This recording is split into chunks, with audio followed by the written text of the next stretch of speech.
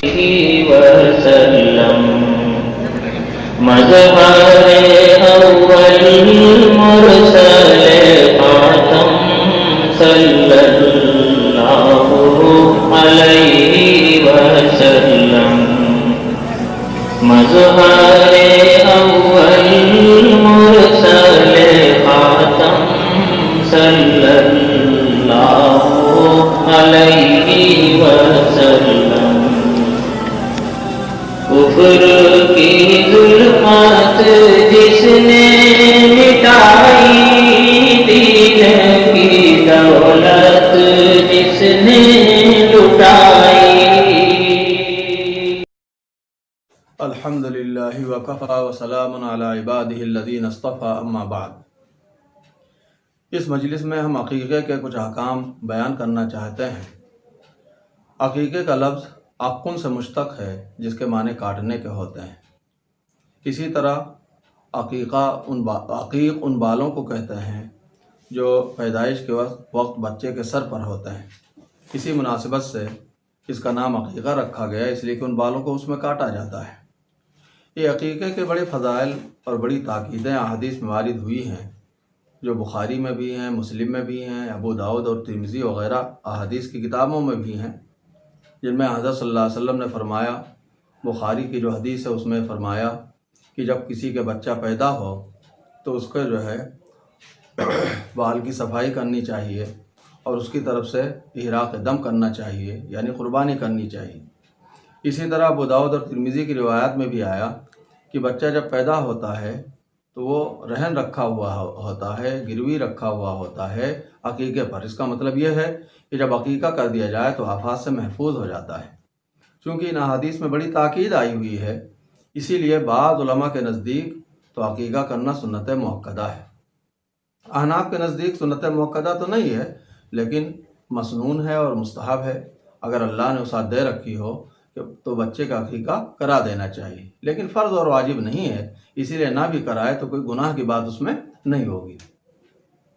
اب اس میں ایک مسئلہ آتا ہے اس کے وقت کا کہ عقیقہ کب کرانا چاہیے۔ تو حدیث میں ذکر ہے کہ 7ویں دن بچے کا کوئی نام رکھنا چاہیے، عمدہ سے، اچھا سے، بہترین سا، اور 7ویں دن ہی عقیقہ بھی کرانا چاہیے۔ 7ویں دن کا مطلب یہ ہے کہ جس دن پیدائش ہوئی ہے اس کے 7ویں دن۔ مثال کے طور پہ اگر جمعہ کے دن پیدائش ہوئی ہے تو 7واں دن کون سا پڑے گا؟ جمعرات کا پڑے گا۔ اور یہ بھی یاد رکھا جائے کہ جو رات ہوتی ہے وہ اگلے دن کے تابع ہوتی ہے، لہذا اگر جمعرات اور جمعہ کی درمیانی رات کو بچہ پیدا ہوا ہے تو جمعہ ہی کی پیدائش مانی جائے گی، اور اس صورت میں جمعرات ہی کو عقیقہ کرنا ہوگا۔ بقیہ جہاں تک جانوروں کا تعلق ہے کہ کن جانوروں سے عقیقہ ہونا چاہیے، تو دیکھیے حدیث میں زیادہ ذکر جو ہے وہ اسی کا ہے کہ بکرے ہوں یا مینڈے ہوں، بھیڑ دمبے وغیرہ، یہ چیزیں ہوں، یہ جانور ہوں۔ اور اگر لڑکا ہے تو اس کی طرف سے 2 مینڈے یا 2 بکرے، اور لڑکی ہے تو اس کی طرف سے 1 بکرا یا 1 مینڈھا، اور اس میں نر اور مادہ سے کوئی فرق نہیں پڑتا۔ لڑکے کی طرف سے بھی ماداؤں کی قربانی دی جا سکتی ہے، اور لڑکی کی طرف سے بکروں کی اور مینڈوں کی قربانی کی جا سکتی ہے، اس سے کوئی فرق پڑنے والا نہیں۔ اللہ نے وسعت دے رکھی ہے تو لڑکے کی طرف سے 2 بکرے ہونے چاہیے اور لڑکی کی طرف سے 1 بکرا ہونا چاہیے۔ لیکن لڑکے میں بھی اگر کوئی 2 بکرے نہیں کرا سکتا ہے تو 1 بکرے کی قربانی بھی کرا دے، تب بھی عقیقہ اچھی طریقے سے ہو جائے گا۔ خود حدیث میں بھی اس کا ذکر ہے۔ حضرت حسین اور حضرت حسن، ان کا عقیقہ حدیث میں آتا ہے کہ حضرت صلی اللہ علیہ وسلم نے 1 ہی بکرے سے، 1 ہی مینڈے سے کرایا تھا، تو 1 مینڈے سے بھی کرانے کی گنجائش موجود ہے۔ بقیہ رہے دوسرے جانور، تو بخاری کی حدیث میں ہے احریق عنہ دمن، 1 قربانی اس کی طرف سے کراؤ۔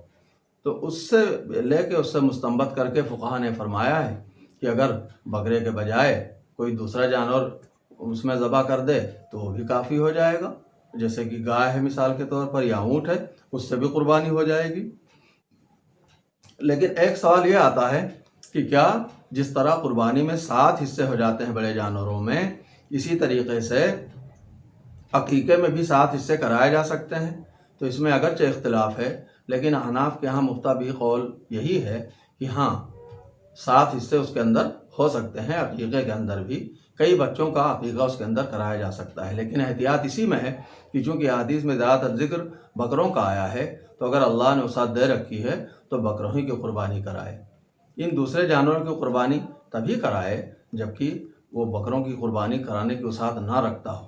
بہرحال نہ کرانے کے مقابلے میں تو یہ اچھا ہی ہے کہ کم سے کم عقیقہ تو کرا دیا، چاہے ان جانوروں سے ہی کیوں نہ ہو۔ اور پھر یہ بھی ہے کہ بعض احادیث میں صراحت سے بھی ذکر ہے کس کا، کہ حضرت انس رضی اللہ عنہ سے مروی ہے، حضرت ابو بکر رضی اللہ عنہ سے مروی ہے کہ یہ حضرات نے فرمایا کہ اس میں جو ہے بکرے کے علاوہ کی بھی قربانی ہو سکتی ہے، اونٹ کی ہو سکتی ہے اور گائے کی ہو سکتی ہے۔ تو اس سے بھی اس کا اشارہ ملتا ہے کہ دوسرے جانوروں کی قربانی ہو سکتی ہے، لیکن جیسا کہ میں نے عرض کیا اگر وسعت ہو تو بہتر یہی ہوگا کہ بکرے ہی کی قربانی کرائے یا مینڈھے کی قربانی کرائے۔ جہاں تک ان جانوروں کی عمروں کا تعلق ہے تو جسے قربانی میں ہے اسی طریقے سے یہاں بھی عمروں میں معاملہ رہنا چاہیے کہ اگر بکرا ہو یا مینڈھا وغیرہ ہو تو 1 سال کا ہو، گائے ہو یا بھینس ہو تو 2 سال کی ہو، اور اگر اونٹ ہو تو 5 سال کا ہو، اور ان عیوب سے خالی ہونا چاہیے جن سے قربانی میں کہا جاتا ہے کہ ان سے خالی ہونا ضروری ہے۔ پھر قربانی کے ساتھ ساتھ ایک عمل یہ بھی ہوتا ہے کہ بچے کے سر پہ جو بال ہیں ان کو مونڈا جائے۔ 7ویں دن جب قربانی کرایا جائے تو ان بالوں کو بھی مونڈ دیا جائے، اور اس میں کوئی ترتیب ضروری نہیں ہے، پہلے قربانی کریں یا پہلے بال مونڈیں، اس میں کچھ بھی پہلے کر سکتے ہیں، کچھ بھی بعد میں کر سکتے ہیں، لیکن بہتر اور افضل یہی ہوگا کہ پہلے قربانی کر دے اور اس کے بعد جو ہے بال مونڈے جائیں۔ پھر جب بال مونڈے جائیں تو ان کے ہم وزن چاندی صدقہ کر دے یا کچھ روپیہ پیسہ صدقہ کر دے، اور بچے کے سر پر زعفران مل دے۔ اس کا احادیث میں ذکر آتا ہے کہ پہلے خون مل دیا کرتے تھے، اسی جانور کا جو خون نکلتا تھا اس کو مل دیا کرتے تھے۔ جب اسلام آیا تو حضرت صلی اللہ علیہ وسلم نے اس کی جگہ پر زعفران یا کسی دوسری خوشبو کے ملنے کا حکم دیا، اور تب سے اسی پر عمل کیا گیا۔ اور ایک بات یہ بھی یاد رکھنے کی اس کے وقت کے سلسلے میں کہ جو 7ویں دن کا ذکر ہے یہ تو مستحب ہے، لیکن کسی وجہ سے اگر 7ویں دن نہ کرا پائے تو 14ویں دن کرا لے یا 21ویں دن کرا لے۔ ان دونوں تاریخوں کا ذکر احادیث کی بعض کتابوں میں ملتا ہے۔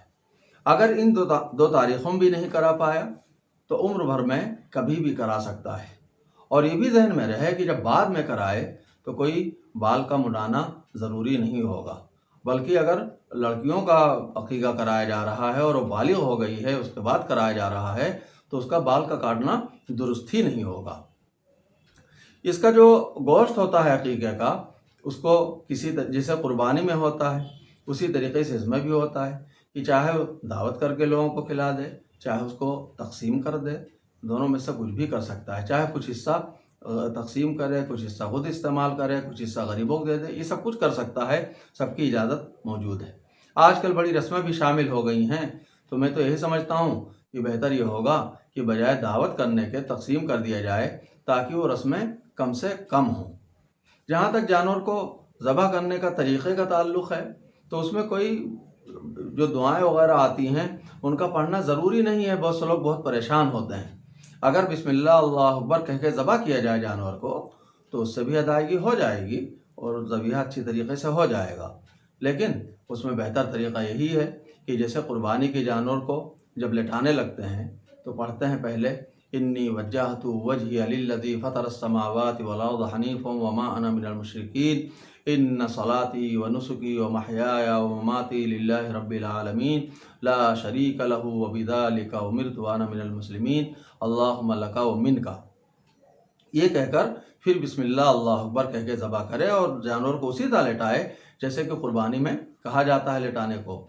اور اس میں عقیقے کے لیے بعض دعائیں کتابوں میں اس طرح بھی لکھی ہوئی ہیں کہ جب جانور کو لٹائے تو جو دعائیں پڑھی جاتی ہیں انی وجہتو سے جو ہم نے بتائیں ان کے بعد یہ بھی پڑھ لے اللہم ہذہ عقیقت ابنی فلان، فلان کی جگہ پہ بچے کا جو نام رکھا گیا ہے وہ نام یہاں پر کہہ دے، اور بعد میں اور بھی تفصیلات آتی ہیں دمہا بدمہ ولحمہا بلحمہ وشعرہا بشعرہ وعظمہا بعظمہ، یہ بھی ذکر آتا ہے۔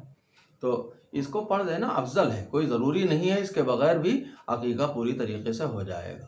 جہاں تک اس کی کھال کا تعلق ہے تو کھال کے بھی وہی احکام ہیں جو قربانی کے جانور کے ہیں، یعنی خود بھی اس کو استعمال کر سکتا ہے اور کسی امیر کو بھی دے سکتا ہے، لیکن اگر اس کو بیچا جائے تو صدقہ کرنا ضروری ہوا کرتا ہے۔ تو یہ کھال کے سلسلے کے احکام ہو گئے۔ یہ عقیقے سے متعلق چند بہت ہی ضروری باتیں تھیں جو میں نے عرض کر دی ہیں، بقیہ اس میں جو باریکیاں ہوتی ہیں ان کو تو کسی سے سمجھنا ہی چاہیے۔ وآخر دعوانا الحمدللہ رب العالمین۔